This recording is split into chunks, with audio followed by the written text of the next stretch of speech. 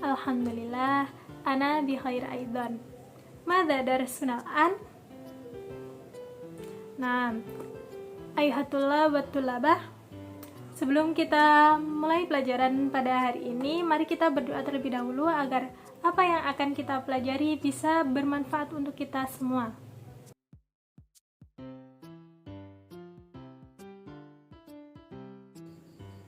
Baik, untuk pembelajaran kita pada hari ini yaitu materi Alkitabah.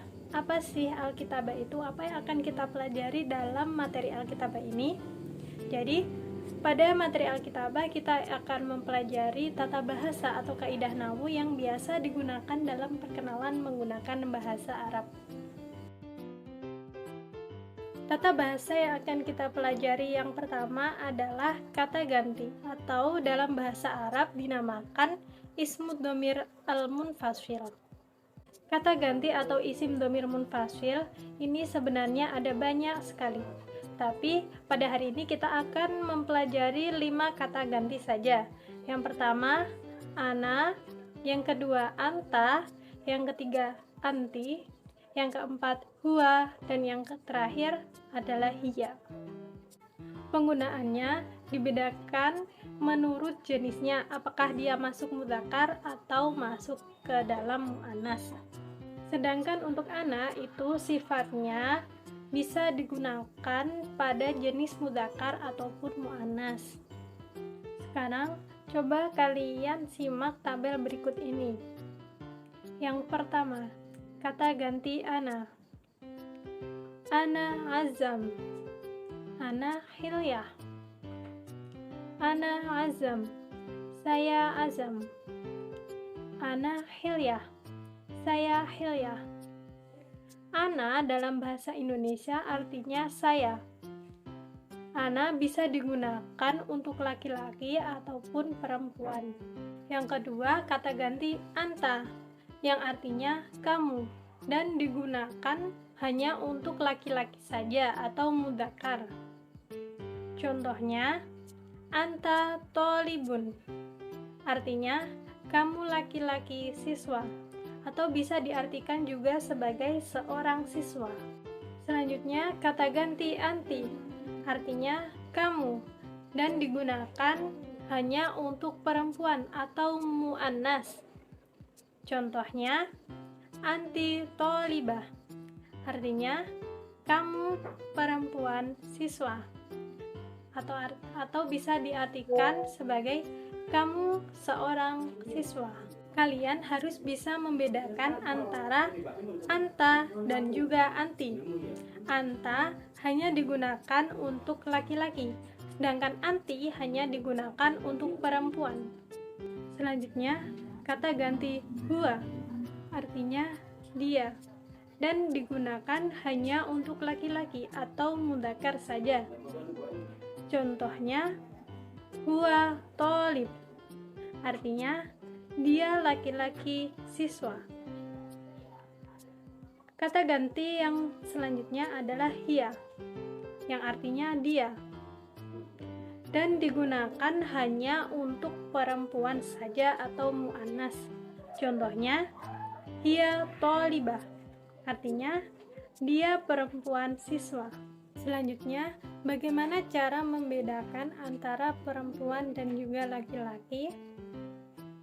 Yang pertama, bisa kita lihat dari namanya. Di situ dicontohkan bahwa Azam adalah seorang laki-laki atau nama laki-laki, dan Hilyah adalah nama perempuan.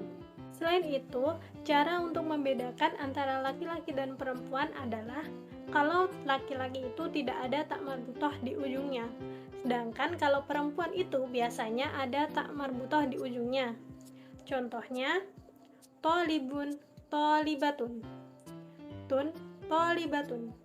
Tun yang ada di ujung kata tolibatun disebut adalah tak marbutoh, dan itu menunjukkan bahwa dia adalah seorang perempuan, atau dinamakan mu'annas yang menunjukkan arti perempuan.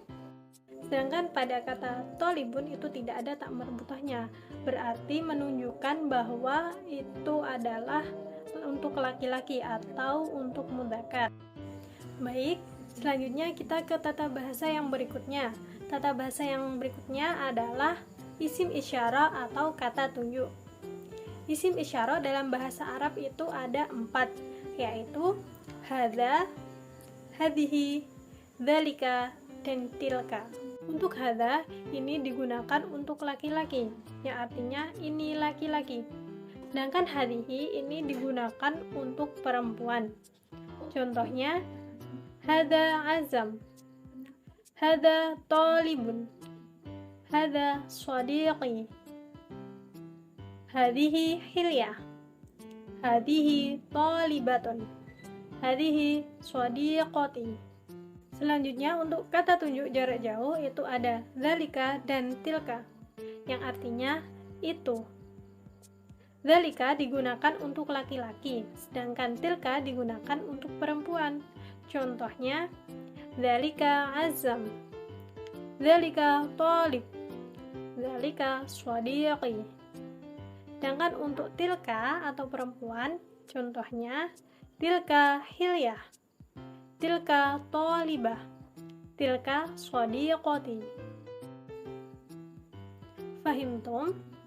Apakah kalian sudah paham? Kalau sudah paham, mari kita lanjutkan. Selanjutnya adalah ismul istifham atau kata tanya. Kata tanya itu bermacam-macam. Yang pertama ada ma. Kata tanya ma ini artinya adalah apa? Untuk menanyakan kata benda yang tidak berakal. Contoh dalam percakapan, ma hadza artinya apa ini? Jawabannya adalah hadza kitabun. Ini buku. Ma hadhihi apa ini? Hadhihi mistaratun. Kata tanya yang kedua adalah hal. Artinya apakah? Apakah ini untuk menanyakan jawaban iya atau tidak? Dalam contoh percakapannya ada sebuah pertanyaan. Hal hadza mirsamun? Apakah ini pensil? Jawabannya ada 2, ya atau tidak. Untuk yang iya bisa dijawab dengan na'am, hadza mirsamun. Untuk yang tidak bisa dijawab dengan la, hadza qalamun. Tidak, ini pen. Selanjutnya ada kata tanya man, yang artinya siapa. Man ini digunakan untuk menanyakan kata benda yang berakal. Contohnya, man hadza, siapa ini? Jawabannya hadza Mahmud. Ini Mahmud. Man hadhihi, siapa ini? Hadhihi Mahmudah. Ini Mahmudah. Kata ganti yang keempat ada kaifa. Kaifa artinya bagaimana. Digunakan untuk menanyakan sebuah keadaan. Contohnya, kaifa haluka? Bagaimana kabarmu? Jawabannya, ana bi khair, alhamdulillah. Saya baik, alhamdulillah. Dan kata tanya yang terakhir ada min dan juga aina. Min dan juga aina ini memiliki arti yang sama, yaitu dari mana. Min dan aina ini digunakan untuk menanyakan dari mana datangnya suatu benda. Contohnya, min aina anta, dari mana kamu? Jawabannya, ana min Surabaya. Artinya, saya dari Surabaya. Terdapat keterangan khusus dalam isim istifham atau kata tanya ini. Untuk pertanyaan siapa namamu, kata tanya yang dipakai adalah ma, bukan man. Hal ini disebabkan yang ditanya adalah bukan orangnya, melainkan namanya. Dan nama itu termasuk ke dalam benda yang tidak berakal, sehingga bentuk kalimatnya adalah mas muka atau mas muki, bukan manis muka atau manis muki. Hal ini akan menjadi lain ketika kita memasuki struktur bahasa Indonesia. Ketika kita berkenalan dengan seseorang dan ingin menanyakan namanya, maka kata tanya yang kita gunakan adalah siapa namamu. Jadi, ada perbedaan dalam penggunaan bahasa Arab dan juga bahasa Indonesia. Sampai sini, apakah kalian paham? Alhamdulillah, paham semua ya. Tata bahasa yang selanjutnya adalah mubtada dan khobar. Apa itu mubtada dan khobar? Ya, mubtada adalah kata benda atau isim yang berada di awal dan berkedudukan sebagai subjek. Sedangkan khobar adalah kata yang pasti jatuh setelah mubtada dan berkedudukan sebagai predikat.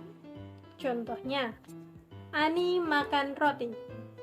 Ani di situ sebagai mubtada atau subjek. Makan roti itu berkedudukan sebagai khobar atau predikat. Perhatikan contoh berikut ini. Kalimat yang pertama, huwa Faruk. Artinya, dia Faruk. Yang kedua, hiya Hilyah. Artinya, dia Hilyah. Yang ketiga, anta Umar. Artinya, kamu Umar. Simak penjelasannya. Jadi, khobar dan mubtada itu harus saling menyesuaikan dengan perincian sebagai berikut. Jika mubtada berbentuk mudzakkar, maka khobar harus mudzakkar. Contohnya itu, huwa Faruk. Huwa sebagai mubtada dan Faruk sebagai khobar. Huwa itu berbentuk mudzakkar, maka khobarnya harus mudzakkar juga. Faruk itu termasuk mudzakkar. Dan sebaliknya, jika mubtada berbentuk muannas, maka khobar juga harus muannas. Contohnya, anti Roqayah. Artinya, kamu Roqayah. Anti sebagai mubtada yang berbentuk muannas dan Roqayah sebagai khobar yang berbentuk muannas juga. Nah, di sini ada contoh kalimat yang salah, yaitu hiya Faruk. Kenapa salah? Karena kata hiya harusnya itu menggunakan huwa, karena Faruk adalah nama seorang laki-laki. Jadi yang benar adalah huwa Faruk, bukan hiya Faruk. Contoh yang kedua ada huwa Hilyah. Kenapa salah? Karena di situ menggunakan kata huwa yang harusnya dipakai untuk laki-laki. Jadi yang benar harus memakai hiya, karena Hilyah adalah nama seorang perempuan. Jadi kalimat yang benar adalah hiya Hilyah, bukan huwa Hilyah. Selanjutnya untuk tugas pada pertemuan kali ini untuk kalian adalah buatlah teks perkenalan dirimu sendiri dengan menggunakan bahasa Arab minimal 5 kalimat. Selanjutnya tulis teks perkenalanmu itu di buku tulis. Mungkin cukup sekian pembelajaran kita pada hari ini. Semoga apa yang kita pelajari bisa bermanfaat untuk kita semua. Apabila ada kesalahan dan kekurangan, saya mohon maaf yang sebesar-besarnya. Ihdinas siratal mustaqim.